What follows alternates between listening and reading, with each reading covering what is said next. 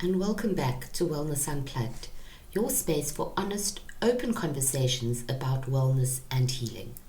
I'm Lesley, your counselor, life coach, and pain specialist, here to walk with you as we explore the tools, mindsets, and hidden strengths that help us live more balanced, meaningful lives.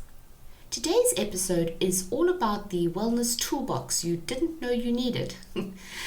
When we hear the word toolbox, we often think of hammers, screwdrivers, nails, those practical objects you can hold in your hand that allow you to complete a small task. But when it comes to wellness, our tools aren't always tangible. Sometimes they're mental shifts, emotional skills, or small habits that rewire our thinking and transform our day. And here's the best part. You already have some of these tools, although you may not know how to use them quite yet. So let's unpack this invisible toolbox together. From a psychological perspective, humans thrive when we feel agency, that belief that we can influence our circumstance. A wellness toolbox gives us just that. It's not about eliminating life's challenges, but rather equipping ourselves with strategies that help us navigate them more effectively. Think of it this way. Without a toolbox, every challenge begins to feel like an emergency. But with a toolbox, a challenge becomes something that you can work with. You're not helpless. In fact, you're prepared. Tool number 1, the pause button. This is one of the simplest and most underrated wellness tools. In psychology, we call this response inhibition, the ability to pause before reacting. This tiny gap allows the rational thinking part of your brain, the prefrontal cortex, to step in before the emotional brain takes over. In practice, well, it's taking 3 deep breaths before responding to a frustrating email. It's walking away from an argument for a few minutes just to let your nervous system settle. Pausing isn't weakness, it's strength in disguise. It's choosing to respond rather than react. Tool number 2, self-compassion.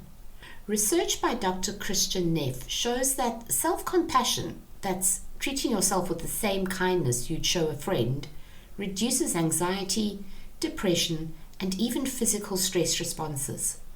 The problem is that most of us are much harder on ourselves than we are on anyone else. Here's a small exercise from your toolbox. Next time you make a mistake, ask yourself, if someone I love did this, what would I say to them? Then say that to yourself.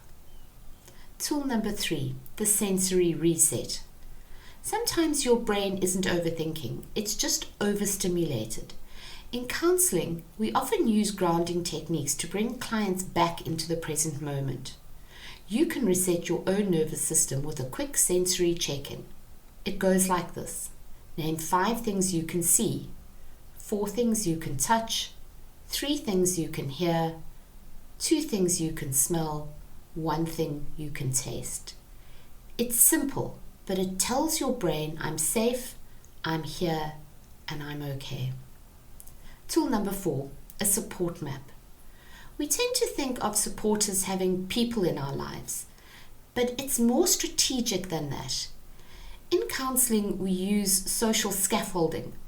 That's identifying different people for different needs. Your support map might include a friend you can laugh with, a friend who you can talk about deep worries with, a mentor, a guide, a healthcare professional. When you map this out, you realize you don't have to get all your needs met by one person, which is very liberating for you and for them. Tool number 5, meaning makers. In positive psychology, a strong sense of meaning is linked to resilience and better mental health outcomes. Meaning makers are small rituals or objects that help you remember who you are and why you matter. It could be journaling every morning, lighting a candle before work, or carrying a small stone in your pocket that reminds you of a happy place. These things might seem trivial, but psychologically they anchor you in a story bigger than today's stress. Why this toolbox matters more so right now than ever. Life is fast, stress is incredibly high, and we live in a culture that rewards busyness over balance. Without a wellness toolbox, we're just reacting to whatever comes our way, and this often means we're running on fumes. But when you have just a few tools in your toolbox, the pause, self-compassion, sensory reset, support mapping, and meaning makers, you stop living in constant firefighting mode and you start to live with intention. And this is the heartbeat behind something very exciting I've been working on. On the 1st of October, we're opening a brand new space, a clinic that's more than just shelves and products. It's a place where you can explore tools for your mind, body, and soul, where you can touch, feel, and try things that help you regulate, recharge, and reconnect. Let's have some final thoughts on this before we wrap it up. The truth is, you already carry parts of your wellness toolbox inside of you. My hope is that today's conversation has helped you recognize a few of those tools and inspired you to add some new ones. If this podcast has resonated with you and you'd like to share some tools that you have in your toolbox, please feel free to reach out and contact me on info@lesleyharvey.co.za. Thank you so much for joining me on Wellness Unplugged today. Remember, your toolbox isn't about fixing yourself because you're not broken. It's about supporting yourself so you can meet life with more energy, more balance, and more joy. Our final thought is an inspirational quote. When all you have is a hammer, every problem looks like a nail. But when your toolbox grows, so does your life. Until next time, unplug, recharge, and remember, your wellness matters more than you think.